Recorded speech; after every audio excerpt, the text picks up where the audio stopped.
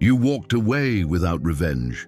And somehow that became the moment everything changed, not because they apologized, not because karma arrived overnight, but because the moment you stopped trying to hurt them back, you stopped hurting yourself.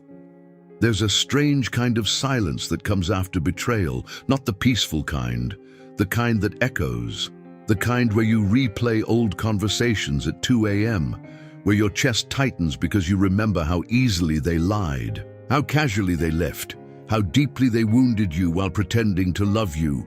And in that darkness, the mind begins to whisper dangerous things, make them regret it, show them what they lost, hurt them the way they hurt you. Because pain has a seductive voice. It convinces you that revenge is power, that bitterness is strength, that becoming cold is the only way to survive a cruel world. But what nobody tells you is that revenge chains you to the very person you're trying to escape. The more you obsess over proving your worth to someone who broke you, the more your soul remains trapped in the prison they created. And maybe that's why the strongest people aren't the loudest. They're the ones who quietly disappear, the ones who choose healing over chaos, the ones who understand something most people never learn. Not every battle is won by fighting. Sometimes the greatest revenge is becoming unrecognizable to the pain that once destroyed you. Carl Jung once said, "What you resist not only persists, but will grow in size." And maybe that's why the moment you stopped feeding hatred, your life began feeding you peace. Tonight we're going to explore the terrifying beauty of walking away without revenge, and why the people who master this become emotionally untouchable. Because sometimes the ending you cried over was actually the beginning that saved your life. Part 1. The hidden cost of revenge. Revenge feels powerful in imagination. You picture the perfect ending. They come back crying. They finally realize your value. They suffer the same sleepless nights they gave you. And for a brief moment, your wounded ego feels alive again. But revenge is rarely about justice. Most of the time, it's grief wearing armor. Think about it. If someone truly meant nothing to you, you wouldn't need revenge. You wouldn't need them to suffer. You wouldn't need to prove anything. The desire for revenge only exists where attachment still survives. That's why so many people remain emotionally imprisoned for years after heartbreak. Not because they still love the person, but because they still need emotional closure from them, and closure is dangerous when placed in someone else's hands. The ancient Stoic philosopher Marcus Aurelius wrote, "You have power over your mind, not outside events." But wounded people forget this. They hand over their peace to the person who betrayed them. Suddenly, their happiness depends on karma arriving quickly. Their healing depends on an apology. Their future depends on someone finally understanding their pain. And this is where the soul begins to decay, because your life becomes centered around someone who has already left the stage. It's like drinking poison while hoping the other person dies. You see this everywhere today. People stalking old social media accounts, checking who moved on first, secretly hoping relationships fail, posting indirect messages meant to wound someone emotionally. Modern revenge rarely looks dramatic. It looks obsessive, quiet, addictive. And the scariest part? The other person often continues living while you remain emotionally frozen in the past. But something extraordinary happens the moment you stop seeking revenge. Your energy returns. The energy once wasted on hatred slowly transforms into clarity, into discipline, into growth. And suddenly, you realize something almost terrifying. Your peace was never stolen. You abandoned it while chasing someone else's destruction. The people who truly heal are not the ones who win the breakup. They are the ones who stop needing to win at all. Part 2. Why silence terrifies people more than revenge. Most people expect pain to make you react. They expect the angry messages, the emotional breakdowns, the desperate attempts to explain yourself, the public revenge, the dramatic goodbye, because reactions are predictable. But silence is terrifying. especially when it comes from someone they thought would never leave emotionally.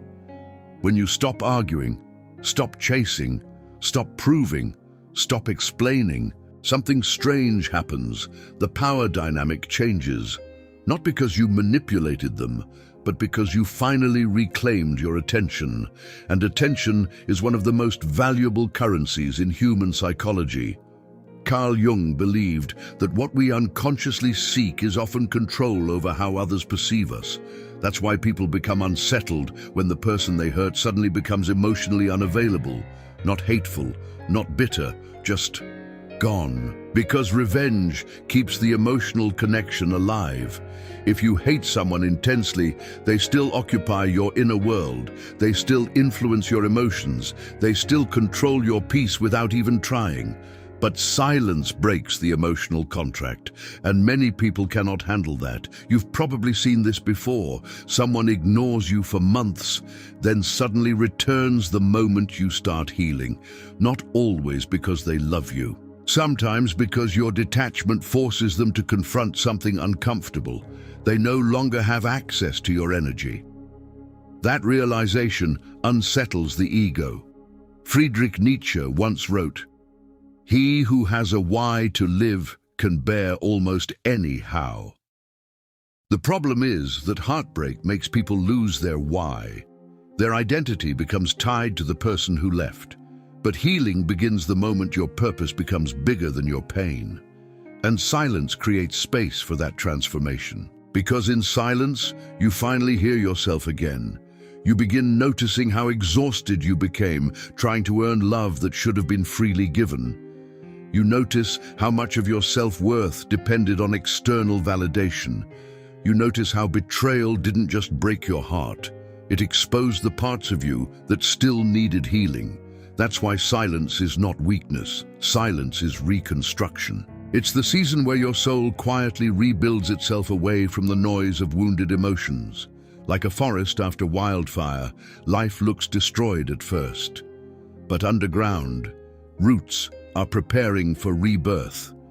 And this is what most people never understand. The strongest glow-up is not physical, it's energetic. It's when your presence no longer begs, no longer chases, no longer fears abandonment.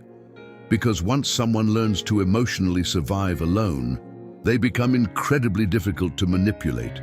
And ironically, that's often when people from the past begin watching you again.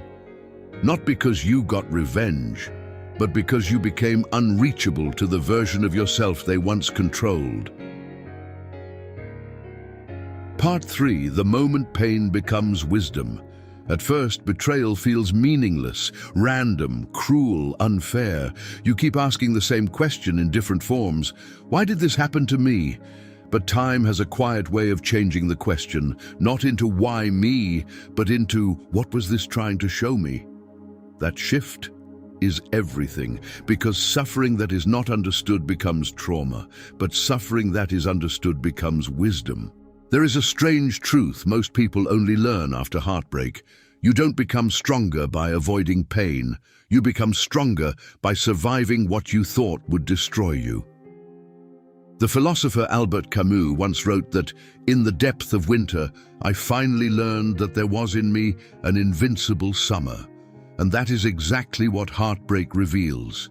Not who left you, but what remained in you after they left. When revenge dominates your mind, you stay focused on the wound. But when reflection begins, something deeper opens. You start noticing patterns. Why did you tolerate less than you deserved? Why did you ignore red flags disguised as love? Why did you abandon yourself just to keep someone else? These questions are uncomfortable, but they are sacred because they return your power. Think of pain like fire. If you stand too close, it burns you. If you run from it, it follows you in memory. But if you learn to sit with it long enough, it becomes light. That's what wisdom is. Not forgetting what happened, but no longer needing it to define you. This is where people begin to transform without even realizing it. They stop romanticizing the person who hurt them. They stop rewriting the past to feel less painful. They stop searching for closure in places that only created confusion. And slowly, clarity arrives. Not loud, not dramatic, but calm. Almost like waking up after a long emotional storm and realizing you are still here, still breathing, still capable, still whole in ways you forgot. And here's the most important realization. The version of you that needed revenge was the version that still believed your worth was tied to how they treated you. But wisdom says something different. Your worth was never negotiable, not in their hands, not in their actions, not in their absence. Pain becomes wisdom the moment you stop asking it to disappear and start asking it to teach you how to never lose yourself again. And once you reach that point, something inside you quietly shifts forever. Part 4. Becoming unrecognizable to your old pain. There is a final stage of healing that most people never reach, not because it's complicated, but because it requires letting go of the very identity pain gave you. At some point, revenge stops sounding powerful. It starts sounding small, because you begin to realize something profound.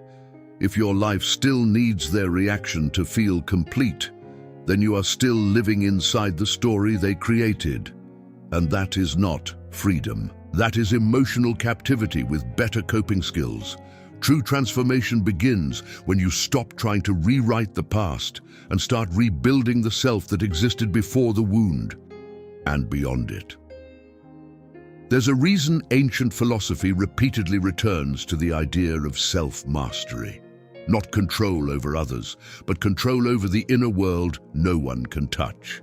Marcus Aurelius reminded himself daily, "You have power over your mind, not outside events. Realize this, and you will find strength." But understanding this intellectually is not enough. You have to live it. You have to reach the point where seeing their name no longer triggers a storm in your chest, where their memory no longer dictates your mood, where silence is not punishment, but peace. And this is where something beautiful begins to happen. You stop reacting to who they were. You stop chasing who they became. And you stop negotiating with memories that no longer exist in reality. Instead, you start building a life so aligned with your own values that the past slowly loses its authority over your present. You begin to notice small things. Your mornings feel lighter. Your thoughts feel less chaotic. Your decisions feel more intentional. And one day, without dramatic realization, you notice you haven't thought about revenge in a long time, not because you forced yourself to forget, but because your identity no longer needs it. This is the moment you become unrecognizable to your old pain. The version of you that once cried for closure would not understand this peace, because that version believed healing came from answers. But the truth is simpler. Healing comes from distance. Distance from people who hurt you, distance from thoughts that trap you, distance from the need to be understood by those who chose not to understand you. And in that distance, you finally meet yourself again. Not the broken version, not the angry version, but the version that existed before betrayal taught you fear. And maybe that's the real meaning of walking away without revenge. Not forgiveness for them, but freedom for you. Because the highest form of strength is not proving you can hurt back. It is proving you no longer need to. And when you reach that point, life stops feeling like a battlefield. It starts feeling like a beginning, a quiet one, a powerful one, a deeply personal one. And in that silence, you finally understand. They didn't lose you. You returned to yourself.